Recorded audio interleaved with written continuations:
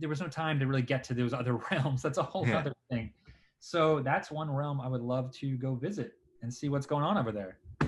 Wow. And all those fun characters that you know and love that are over there. Like Hello. Hello. Hold on a second. Oh my gosh, is this finally working? Get it on. Oh yes, it's working. Yes. Well, thank you for taking the time to speak with us today. This movie was exceptionally entertaining from beginning to end. I'm also a fellow Greg, but I know this Greg wants to be more like you. No, I have to be this Greg down the road. No, you are a great Greg. A big fan of your guys' channel. Thanks for having me. Oh, thank you so much. Appreciate it. Okay, so I wanted to start off with a bit of an odd question here, and I don't mean this in any way that is mocking at all. I mean this sincerely. Lay it on.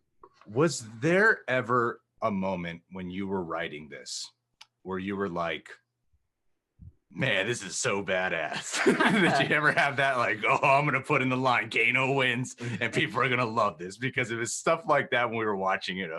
That's pretty badass. That works really well. It was often, and I was definitely probably by myself screaming at my computer and enjoy way too much.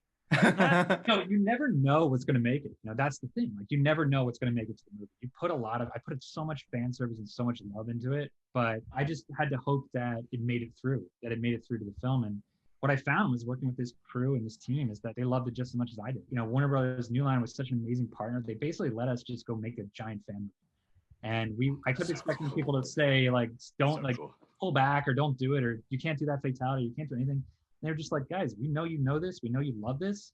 Stay within the budget and go make a fun movie. And we got to do that. It's nuts. I still can't believe we got to make this movie. It's wild. So that's great. I mean, you brought up the fatalities, and I was wondering, like, what is it like to write a fatality into it? Like, how do you describe that? And B, was there fatalities that you wrote originally that they were just like, no, there's no way we can pull this off. There's no way we can put this in this first film. There's no way we can get the R rating with this. Yeah. It's a good question. Yeah. And so one of the cool things about being the writer on Mortal Kombat is I got to pick the fatalities. So I got to choose what they were, where they happened. And the first thing, as a writer, the first thing I want to do is make sure that they have a place in the story. That they're not just showy, they're not just there to be there, that they actually make sense when they're happening, the people are happening to, that has stakes, that it matters, right? Yeah. Okay, so once that screenwritery stuff is done, then you get to have fun. Then you get to what is actually going down. And so for me as a huge fan, like, what I wanted to do is I wanted to throw some love to the OG stuff. Like, I wanted to go back to the first couple games, because that's what I grew up on. I was in the arcade playing the first couple games. And so there's just some iconic ones. There's some that any old school, and I'm talking about the old school fans, like the ones that went to the arcade. When you ask them about fatalities, they usually talk about those two games. They talk about, like, Toasty, and they talk about the heart rip and the spine rip and all that stuff that they love from the first game. So I wanted some of that stuff in there. And then selfishly, I wanted to pick my favorite fatality. And so that's also in there. And that's a Kung Lao moment. That's the one I was thinking of. Flawless victory. That's a great example of, like, one thing that I put in there that I was just like, please don't take this out. Like, it was like, it's just like the most, it's in my personal opinion, the baddest, like, most badass fatality in the whole series. And so I was just like, don't take it out. And nobody did. And when they filmed it, like, to their credit, like, the crew Simon is an amazing director, and the crew that made this movie, they were so hell-bent on making those fatalities look good. And the way to make them look good was to not rely on CGI. And they were like, and they just went old school, and they built shit like Tom Savini, dude. Like, they built, like, old school blood rigs and fake heads and fake torsos. Like, you walk around set and, like, you're in, like, a fucking 70s horror movie. It was the coolest thing in the world. And I was just like, thank you guys. Thanks for not just making it, all blue screen and CGI. Like, they look really cool. Absolutely. It did. That was something that we commented on after watching it. Was, of course, there's times you got to use CGI, but when you have the opportunity to use practical, it definitely shines. And we knew that. So it was a balance, right? Like you can't practical superpowers, right? So when these guys were, and we wanted them to do their moves, we wanted them to throw fireballs and to throw, ice balls and stuff. So we knew that there was going to be a good amount of CGI. And so one place we were always talking about, like, how do we pull back and make sure that there's also practical too. And that felt like a natural place to do it. And the fight scenes too. Like a lot of those fight scenes are really those guys slugging away at each other. Lewis and Joe and Hiroyuki and Ludi, they're all trained. They all know what the hell they're doing. And that was a big mission for us in this movie. It's like the easy way would have been to go get movie stars that had no idea what they were doing to didn't know how to fight. And nobody wanted to do that. Part of our mission statement was like, if we're going to be authentic, let's go get people that know what the hell they're doing, that can throw the spinning kick. Those Kung Lao kicks he's really doing that. Like that, he can kick to like the ceiling. It's the craziest thing I've ever seen in my life. Oh, it must have been so cool to be on set. It must have been so cool. It's amazing. They're so talented. I'm like the writer with the back problems in the corner, like writing away. And I'm like, you guys are doing cool. Look at these muscled, beautiful people spinning around. It was like, I'll be in my car. Don't worry. Once you unlock your Arcana, you'll have a super back. My Arcana is just getting up in the morning and not feeling any back pain. That'll be Hey, between the three of us, I think that is a desirable power. That's the power right there, right? Man. What up, 40? What up, 40? Did you have a character that you enjoyed most writing? Yeah, it was, they're all blast, and they all have their different voices. And part of it was, I wanted to make sure I was authentic to their voices from the games. Like that's why, Kung Lao is written to be fun and cocky, because that's who he was. That's just who he is. And Liu Kang is much more meditative and contemplative, because that's who he is. So I wanted to stay true to that. I didn't want to go away from it. And then the one character that I loved writing was probably Kano. I have to ask really quick. Sorry to interrupt, because that was something we were so surprised by how funny Kano was. Oh, yeah. Was that all you, or did you let him improvise? Because there's like a Jim Jeffries vibe about this guy in the movie. Josh Lawson is a great talent. He's huge in Australia. He's done a lot of TV shows down there. He's been in, I think he was in Anchorman 2. He played a Kench Allenby, the Australian guy in Anchorman 2. Just jabber, full of beans. But he's gonna, I think among many actors in this movie, I think he's gonna really pop off this. Yes, absolutely. And Kano, again, was a character that what I love when you do a little ensemble like that, any kind of ensemble group, is that there's two ways to do it, right? You could do it with just all heroes. And this is, by the way, this is part of the reason why Kano was there, more or less from Act 1. You can do it with all the heroes, right? Where they all have their one POV and it's all like, we got to go save the world and let's go do it. And here we go. And what I love to do is just throw in a rogue asshole. It's like dropping a ferret into a chicken pen, It's just like, it makes everything more difficult, and it adds more drama, it adds more conflict, it adds more humor. And so I love the idea of throwing Kano on their side, because he's such a prick and he just constantly slows them down and screws up everything. That was part of the reason why Kano is there, just from a story perspective. And then writing him, a lot of that's scripted, and Josh is a great improver. So I would write some of those lines, like one of my favorite little moments that I'll say is like when Kano and Sonya are in the desert and he kind of shoves her and he goes, "You want to dance?" Right? And she turns around, she goes, "It's your blood," right? And then the guy, and it's other great stuff, Again, a lot of that's scripted, and then Josh is just an amazing improver. He comes in and he just takes it and comes up with some wonderful, wonderful stuff. And that's why you get those kind of actors that can do that, because they really bring a lot. Without going into too many spoilers, I think you might agree with me here. One of our favorite scenes that is not like an action scene is when Kung Lao and Liu Kang are provoking Kano at the dinner table.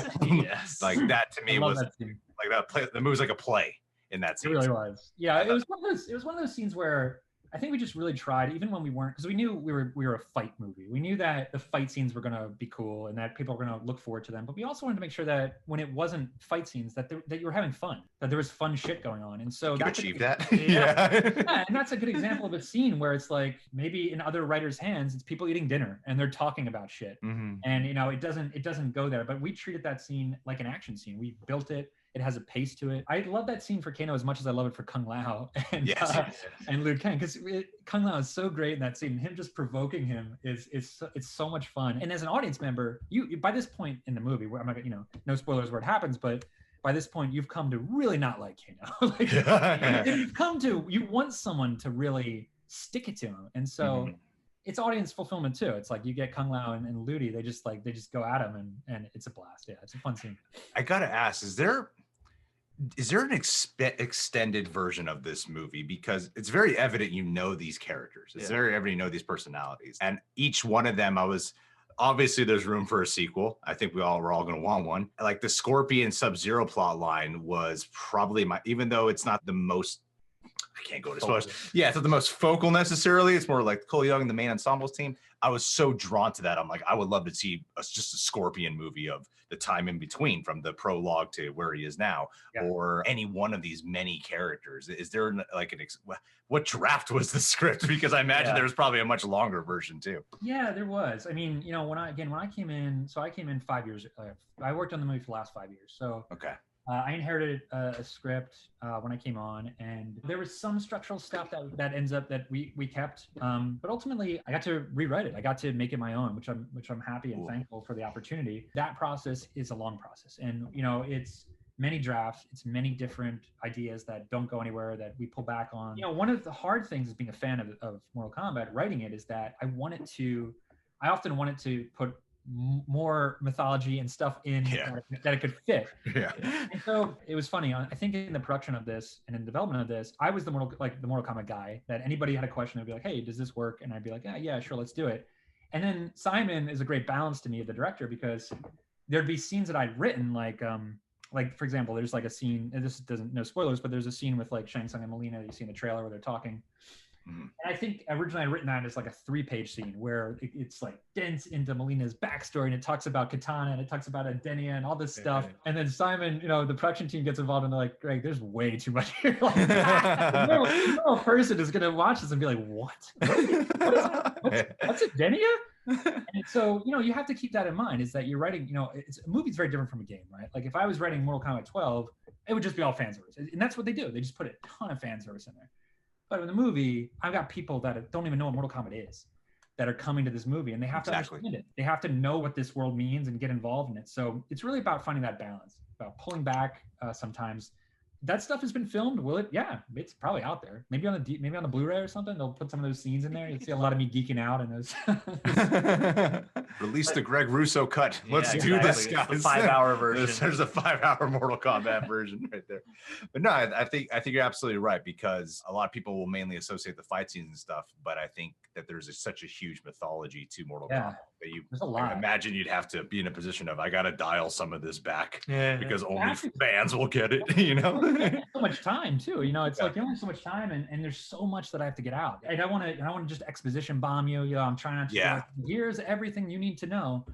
But with the amount of characters that I have to introduce and the amount of mythology that I have to introduce, there's just so much time, you know. I know we only got like time for like one more minute or so, but John, please take it away with the last question. I mean, with all that in mind, do you have a laundry list of things you would like to get to in a potential sequel? Like, do you have dream characters, dream scenarios, dream settings? Tease anything? Yes, I do, man. I know. Okay, I can.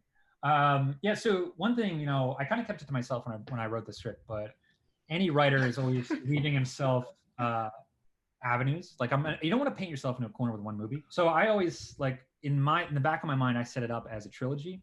And nice. And so even though I didn't talk to people about this, like we were all focused on movie one, as the writer, I feel like it's still part of my responsibility, and because I'm just a huge nut and fan, that I figured out where I was going. And so part of that helped me with the very difficult decision of who to include and who not to include. There are definitely characters that I love that I would have loved to have put in movie one, but it just felt like if I did that, it would have been a disservice to those characters, and it didn't feel like the right time to bring them in.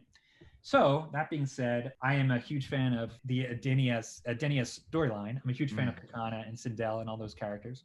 And that's a world that, you know, movie one was very focused on Outworld and Earthrealm. And it felt like there was no time to really get to those other realms. That's a whole other thing. So that's one realm I would love to go visit and see what's going on over there. Wow.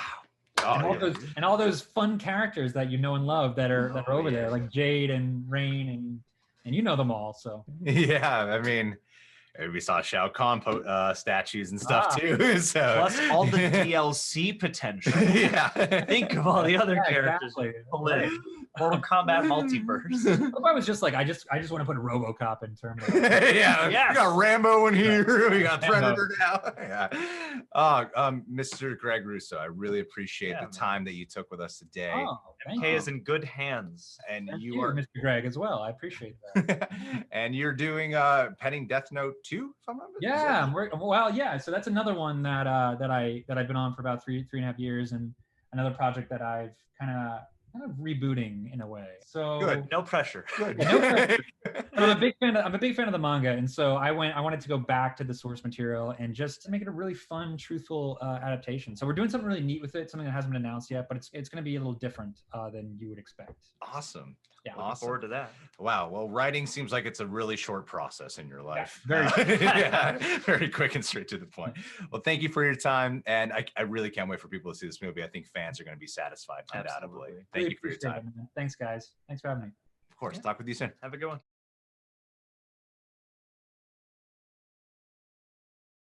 I'll make sure to ignore that question, and I'm just going to take up so much of Greg's time today. I'm going to abuse my power today. Yeah. I'll be asleep by the end of it. Then that'll be the headline. Greg Russo falls asleep during Real Rejects interview. Become a meme, damn it. I will become